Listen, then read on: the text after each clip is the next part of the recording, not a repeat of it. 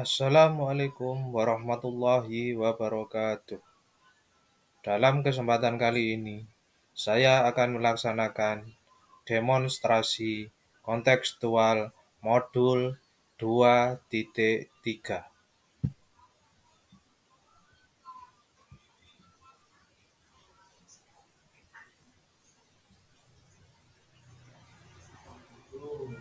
Perkenalkan, nama saya Antoko Mulyo dari CGP Angkatan 10 kelas 288B Kabupaten Lumajang. Dalam demonstrasi kontekstual modul 2.3, tujuan pembelajaran khusus yaitu CGP dapat melakukan praktek coaching dengan CGP lain untuk membantu mengembangkan area kompetensi coaching pada konteks pembelajaran atau keseharian CGP. Untuk langkah pertama yaitu pra-observasi, pengamat Antoko Mulyo, Coach Eko. Selamat menyaksikan pra-observasi. Selamat pagi Pak Eko, bagaimana kabarnya hari ini? Selamat pagi Pak Antoko. Alhamdulillah, kabar baik Pak. Alhamdulillah baik Pak Eko. Untuk minggu ini kan jenengan mau melakukan kegiatan coaching. Bagaimana, sudah siap? Siap Pak. Alhamdulillah minggu ini saya akan melaksanakan coaching dengan Pak Junior. Berhubungan dengan tugas saya sebagai observer, ada beberapa hal yang akan saya tanyakan pada Pak Eko. Yang pertama, mengenai praktek coaching itu yang Bapak lakukan kemarin kan Pak, bagaimana Pak perasaannya? Untuk praktek coaching kemarin, pasti saya nervous Pak. Deg-degan karena baru hafal dan belum terbiasa juga dengan teknik kita. Karena harus sesuai dengan teknik kita itu kan Pak. Baik. Jadi karena memang belum terbiasa ya. Iya. Semoga untuk kegiatan kali ini lancar ya Pak. Siap, iya Pak. Semoga lancar Pak. Baik. Untuk selanjutnya dalam proses coaching itu kan ada 3 kompetensi yang harus dilakukan, yaitu present atau kehadiran penuh.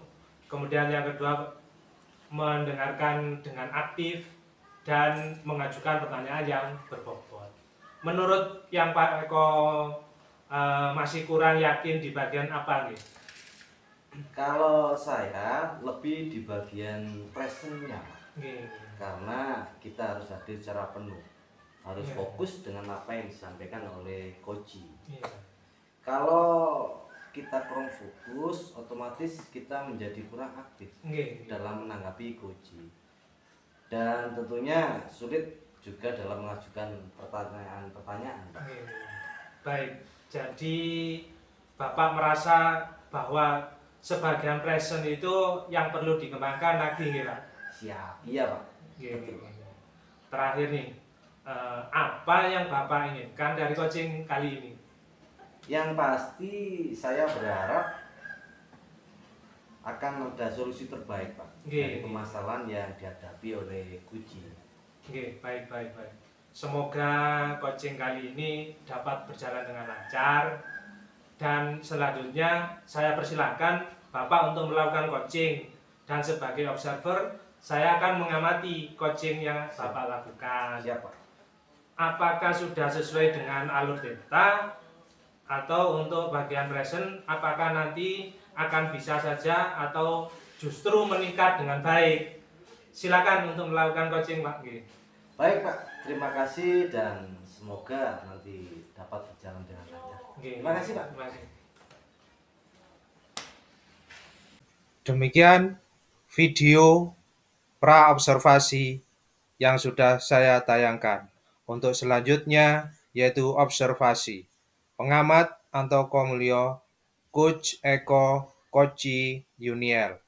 Selamat menyaksikan video observasi. Assalamualaikum warahmatullahi wabarakatuh. Waalaikumsalam warahmatullahi wabarakatuh.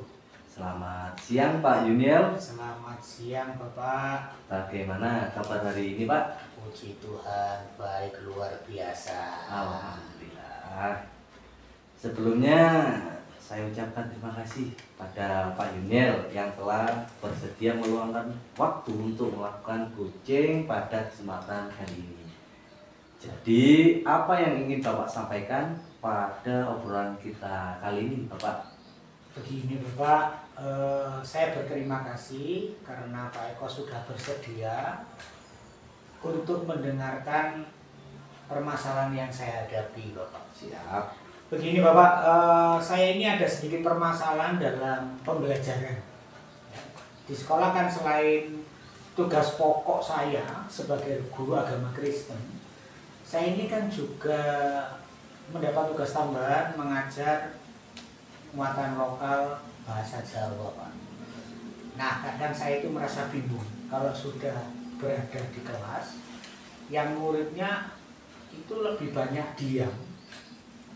Jadi tidak seperti kelas lain yang biasa memberikan respon kepada saya saat menyampaikan materi.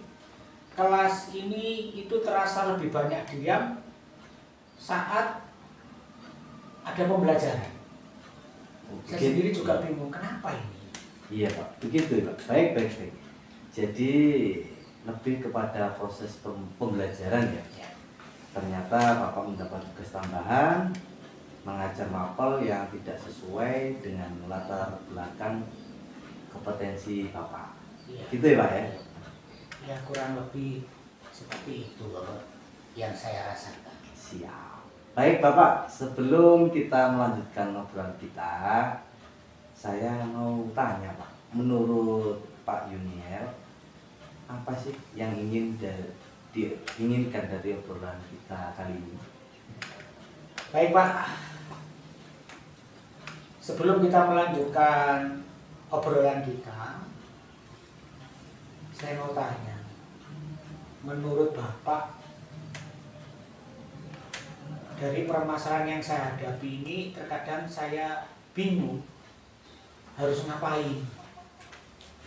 Berbeda jauh latar belakang yang sebenarnya dari guru mata pelajaran agama ke guru muatan lokal bahasa Jawa.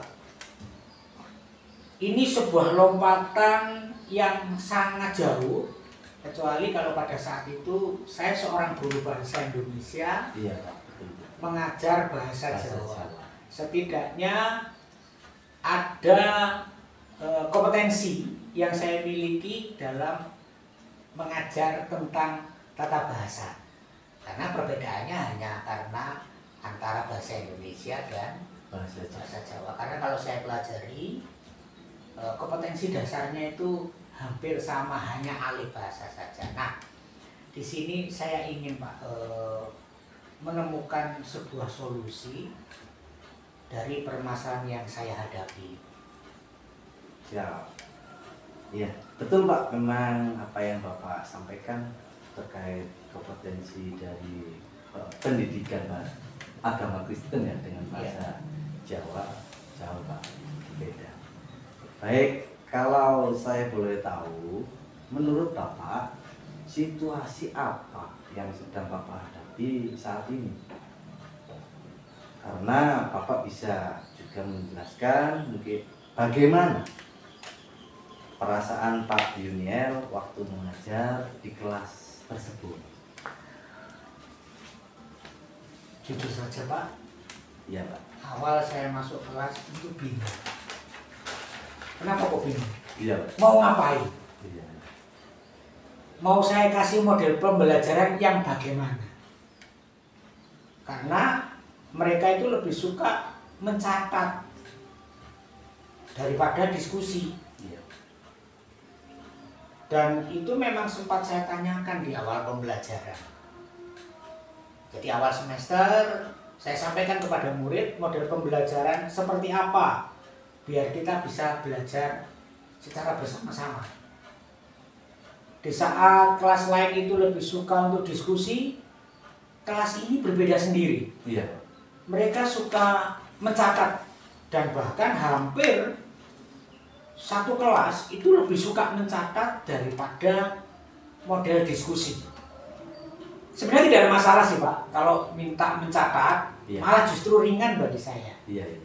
Tetapi justru disinilah yang membuat saya merasa saya bingung apa yang saya kerjakan. Nah, saya ingin mereka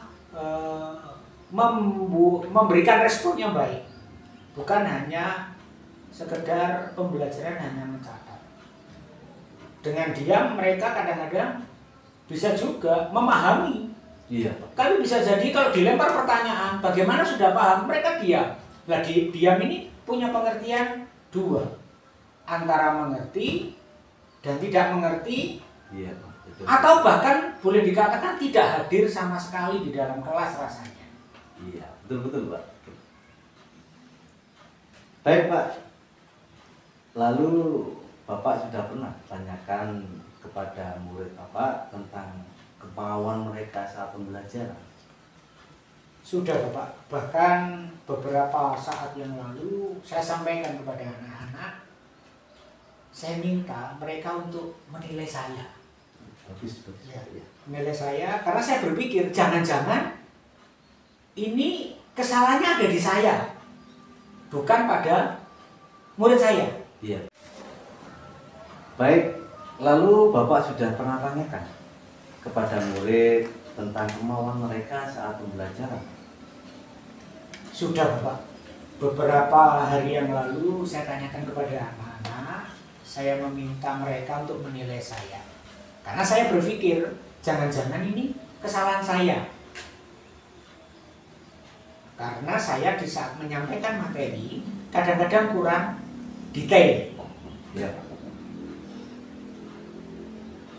Kalau memang anak-anak memberikan penilaian kurang, saya akan menerima itu dan berusaha untuk memperbaiki dengan menambah literasi untuk memberikan pembelajaran secara detail. Bisa menggunakan PowerPoint agar mereka dapat menyimak, mencatat, ya. Tapi saya tanya kembali, mereka bertanya, apakah saya sudah memenuhi itu? Tapi mereka tetap saja diam dan nggak ada respon. Begitu ya Pak. Baik Bapak, tadi Bapak menyampaikan bahwa Bapak sudah berusaha menambah model belajar dan metode belajar, tapi murid-murid kurang respon, gitu ya Pak ya. Lalu kalau boleh saya tahu Bapak, menurut Pak Junior dalam pembelajaran, Pak Junior menginginkan murid yang seperti apa?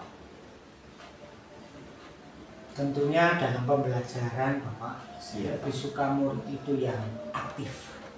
Siap, luar biasa. Dan di sini kan ada komunikasi kombinasi dua arah.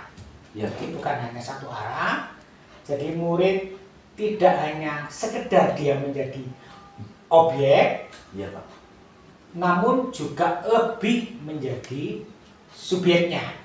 Mereka tidak hanya mendengarkan, tapi juga bisa terlibat secara aktif, menjawab dan bertanya jika guru menyampaikan materi, entah itu materinya tentang unggah-ungguh basa, materinya tentang aksara Jawa. Karena memang ada satu materi namanya unggah-ungguh basa. Ini memang sesuatu yang sulit. Kenapa kok sulit? Karena kultur masyarakat di sekitar tempat tinggal kita adalah masyarakat Pendalungan. Masyarakat Pendalungan itu cukup sulit kalau memahami materi tentang unggah-ungguh basa. Kalau materi aksara Jawa itu kan hanya materi hafalan. Betul. Nah, yang lebih susah lagi kalau sudah materinya drama. Karena apa, dramanya harus menggunakan unggah-ungguh basa. Nah, ini memang jadi problem. Karena apa? Rata-rata mereka mengatakan, aduh Pak, ngapunten, saya tidak paham. Apalagi kalau sudah masuk kepada susunan bahasa, mereka tidak bisa memahami mana kata kerja yang kromo halus, mana kata kerja yang kromo lugu. Jadi banyak hal tentang materi ini yang sulit dipahami ya, karena mereka saat pulang ke rumah keluarga tidak pernah menggunakan unggal-unggung basa sesuai dengan materi. Itu, Pak. Baik Bapak, jadi lebih suka jika ada komunikasi aktif gitu ya Pak? Iya. Luar biasa ya? Iya Pak, supaya kelas itu nggak sepi Pak, kelas itu biar hidup. Iya Pak. Tidak hanya cuma guru yang menjelaskan, murid yang mendengarkan, tapi biasa ada pertanyaan-pertanyaan dari anak juga. Dan hal itu tentunya juga memaksa saya untuk lebih banyak belajar lagi tentang materi bahasa Jawa. Bahkan sampai saya itu memaksakan sebuah bahasa yang angel, kalau sulit pakailah bahasa Lumajangan. Bahasa saya. Ya, bahasa Lumajangan. Kenapa kok harus Lumajangan? Ya, karena kita tinggal di Lumajang. Iya, Pak. Ya, jangan sampai kehilangan jati diri orang Lumajang. Ya. Kalau kita harus bahasa Jawanya Kulonan, nah ini berarti memaksa orang Timur untuk bergaya Mataraman. Nah, mungkin anak-anak takutnya itu. Karena bergaya Mataraman, sedangkan mereka terbiasa Lumajangan, Pandalungan, akhirnya itulah yang membuat mereka mungkin diamnya karena takut. Iya, betul. Takut salah. Iya. Kalau sudah salah bagaimana? Ya, kita perbaiki. Iya. Jadi yang saya butuhkan cuma satu, kelas itu aktif, tidak usah takut salah. Betul Bapak. Lalu apa Pak yang mungkin dibutuhkan untuk mencapai hal tersebut yang bisa Bapak lakukan dalam waktu dekat ini Pak? Menurut saya yang bisa saya lakukan dengan sedikit merubah cara model pembelajarannya. Betul. Saya akan meminta kepada murid-murid untuk membuat pertanyaan secara pribadi, ya, Pak. Bisa bertukar untuk saling menjawab. Jadi mereka juga lebih aktif dalam pembelajaran, juga tetap bisa mencatat pertanyaan, baik itu jawaban dari teman maupun juga bisa jawaban dari guru. Ya. Kalau bersifat kelompok, berarti dia bisa menerima pendapat temannya dalam satu kelompok atau menerima pendapat atau jawaban dari kelompok lain. Bisa berupa tugas presentasi. Presentasinya tidak harus seperti PPT, tapi bisa juga dalam bentuk peta konsep, infografis, dan lain sebagainya. Karena dengan diskusi semacam ini, beberapa anak pasti ada yang aktif, pasti ada yang tidak. Nah, tapi setidaknya anak yang aktif ini dapat mempengaruhi anak-anak yang tidak aktif supaya bukan jadi aktif sekali, minimal berupaya untuk aktif. Ya. Semacam kita bisa juga menggunakan semacam aplikasi kuisis dan lain sebagainya yang lebih bervariasi sehingga anak-anak itu tidak bosan. Betul. Baik Pak, luar biasa Pak Yumil apa yang Bapak sampaikan. Benar-benar merencanakan bagaimana melakukan pembelajaran yang menarik untuk membuat anak atau peserta didik Pak Yumil aktif di kelas. Walaupun tentang materi memang sedikit sulit ya Pak, yang karena jauh berbeda dari tugas Bapak yang sebenarnya sebagai guru pendidikan agama. Itu ya Pak? Iya Bapak. Demikian yang saya alami. Iya. Menurut Bapak, kapan hal tersebut akan Bapak lakukan? Bila tidak ada halangan, saya akan mulai minggu depan, Pak. Luar biasa, lebih cepat lebih baik, gitu ya Pak? Iya. Baik Pak Yumil, tidak terasa kita sudah berada di akhir obrolan kita. Apa yang bisa Bapak dapatkan dari obrolan singkat kita hari ini, Pak? Dari obrolan hari ini, Pak, terima kasih. Saya sudah bisa menemukan solusi apa yang harus saya lakukan dan kerjakan di dalam membimbing anak-anak di kelas.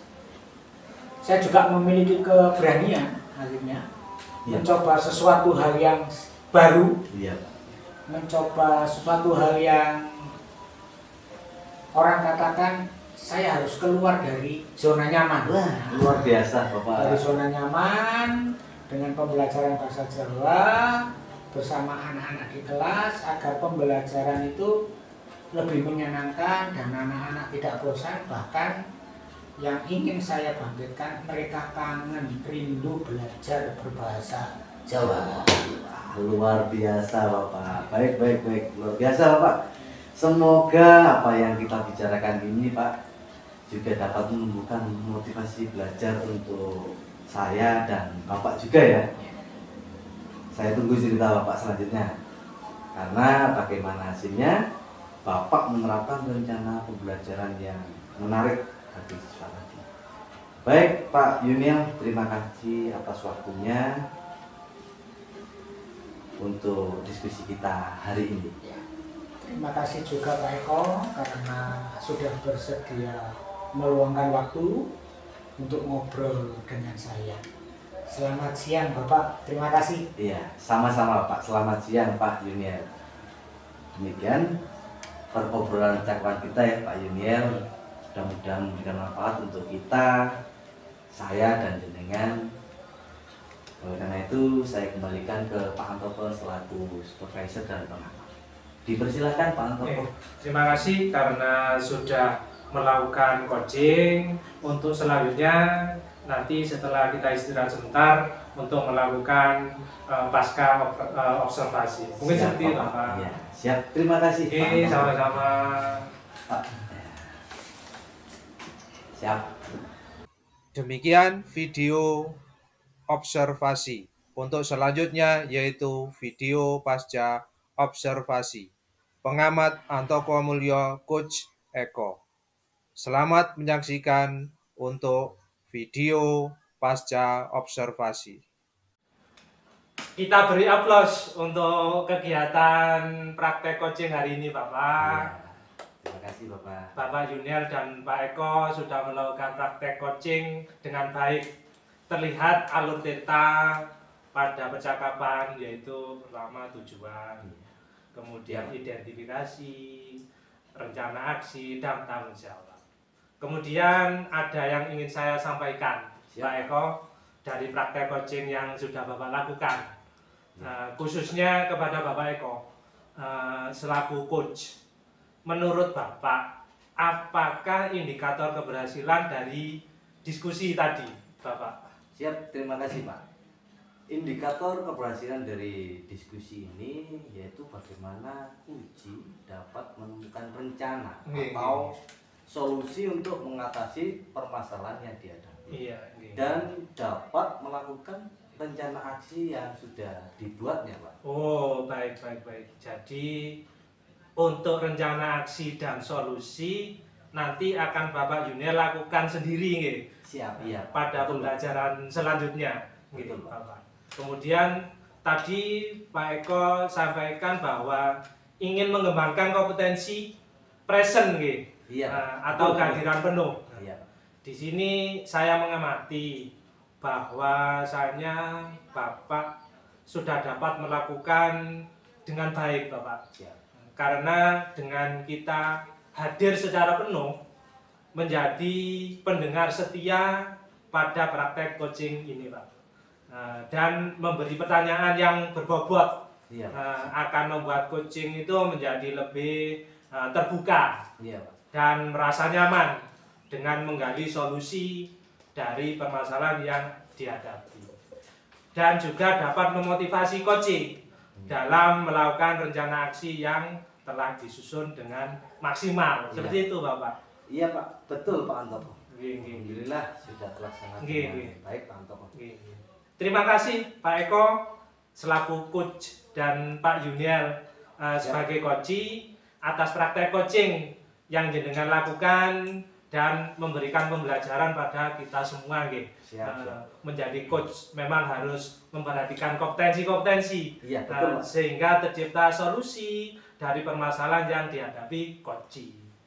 Akhir kata, karena waktunya sudah selesai, saya akhiri. Wassalamualaikum warahmatullahi wabarakatuh. Waalaikumsalam warahmatullahi wabarakatuh. Terima kasih Pak Eko. Saya juga terima kasih. Demikian video modul 2.3 demonstrasi kontekstual. Sekian, terima kasih. Wassalamualaikum warahmatullahi wabarakatuh. Salam guru penggerak, tergerak, bergerak, menggerakkan.